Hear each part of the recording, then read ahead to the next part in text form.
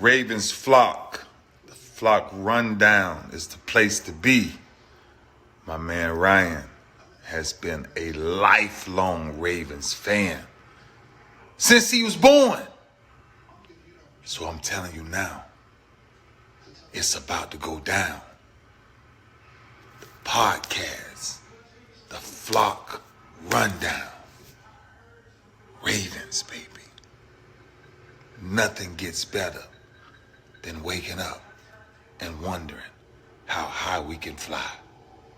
Tune in. Motionless brainwaves attempt to swim their way to sense, can't tame the untamed.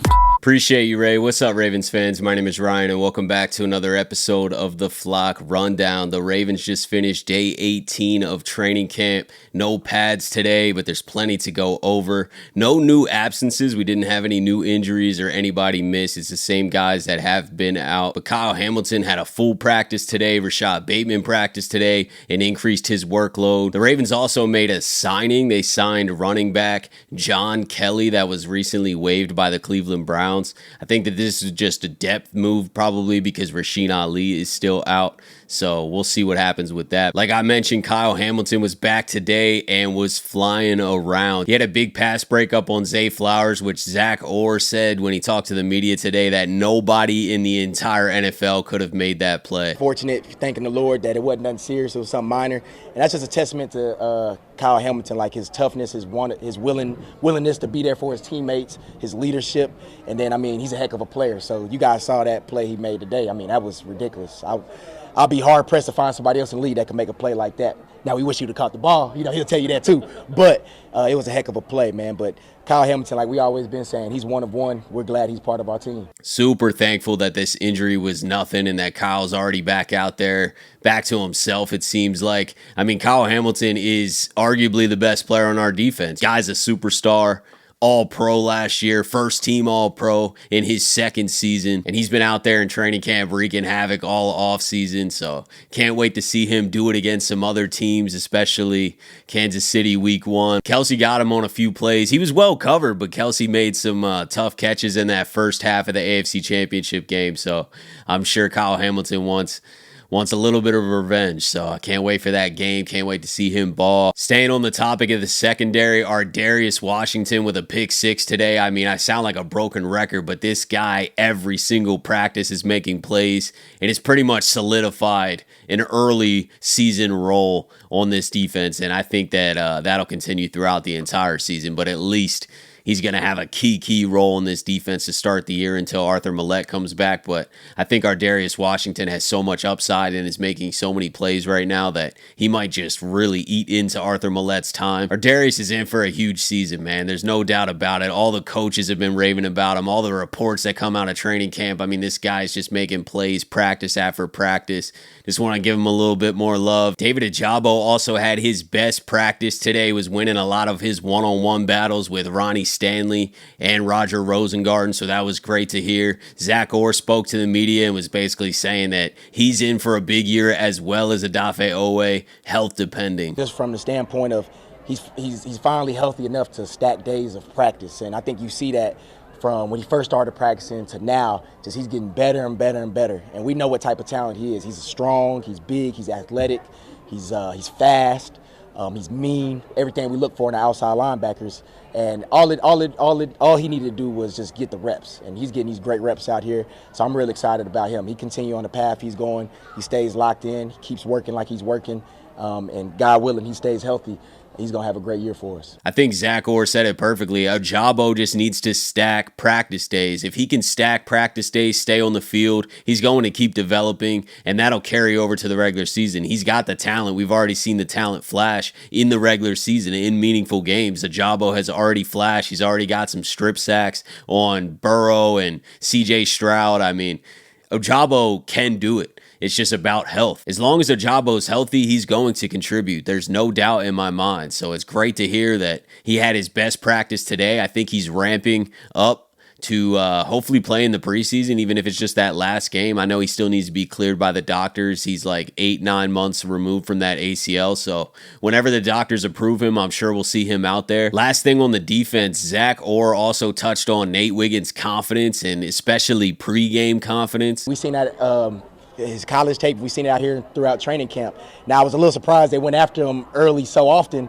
But one thing that you recognize real early in pregame, that like when the lights came on, he was ready, and that's one thing you want to see. So his confidence was through the roof even before the game started. So it was great to see Nate go out there and make those plays. Those are plays that we expected him to make, but it's good when you see him go out there and do it. Confidence is one of the main things that I noticed when we drafted Nate Wiggins. Obviously, the speed is crazy, but he does consistently carry himself with a lot of confidence on and off the field, especially on the field. He talks a lot, he's hype, he's into the game, and he just believes in his ability. He believes in his speed probably. It's probably easy to have a lot of confidence when you're that fast, but regardless, I think that confidence is huge, man. I don't know if you can be great at many things in life, especially sports, if you're not carrying a lot of confidence in yourself or self-belief. It doesn't have to be a negative. It's not cocky. It's not you're full of yourself. You know, it's the opposite. It's just self-belief. I believe in my talent and what I'm bringing to the table, and I believe that I can do better than the guy in front of me. And Nate Wiggins carries himself like that. So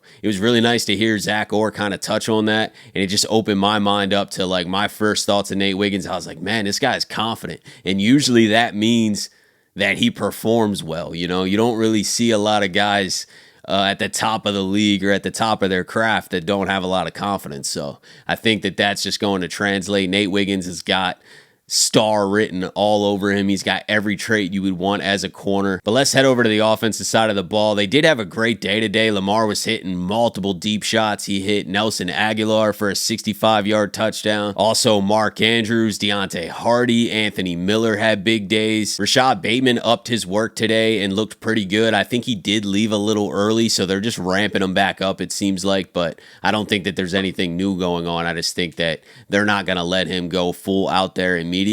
So he's kind of easing back into it. And I saw some video clips. He looked pretty fluid to me. I didn't really see him look injured at all. So that's a great sign. We definitely need him to stay out there consistently. The season's coming very soon. But love hearing that the deep ball was working today. I definitely think we need to take more shots this year. Use a lot of those short passing games and a lot of running with Derrick Henry to set up some play action and rip one downfield to a guy like Nelson Aguilar or Zay or Tez Walker. You know, there's a lot of speed out there, so I think we can definitely hit some deep shots. That definitely has been one part of our offense that is inconsistent, I'd say. We definitely have moments of deep shots down the field, but it doesn't always seem like we could connect. And these recently signed wide receivers are interesting too. Is someone going to break out of the pack and make the team and really contribute this year? You know, you got Deontay Hardy, who we signed in the offseason.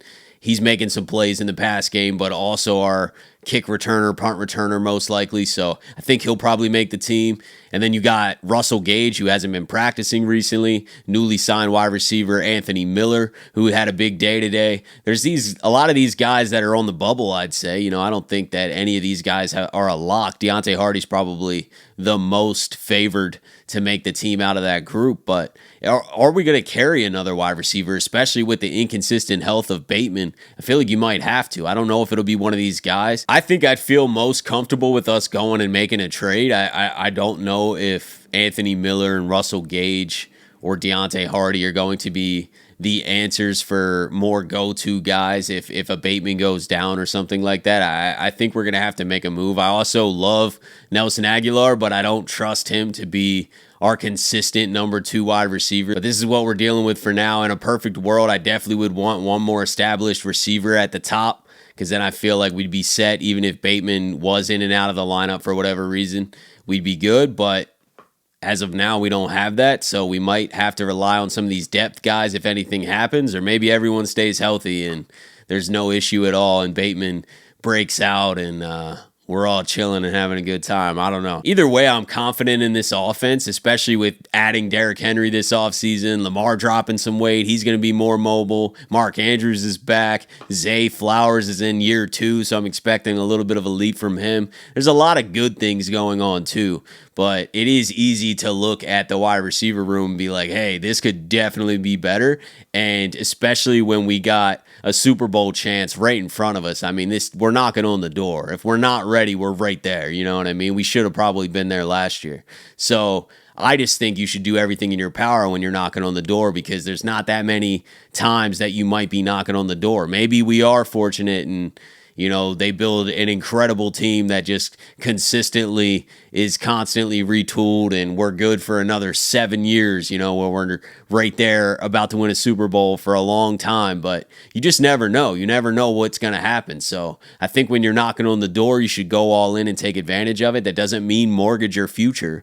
I just think one wide receiver move wouldn't kill us and would help out a ton. But that's just me. That's it for today, guys. I appreciate you tuning in to another episode of the Flock Rundown. As always, have a beautiful rest of your day, and I'll talk to you guys soon. Motionless brainwaves attempt to swim there where the sense can't tame the untamed.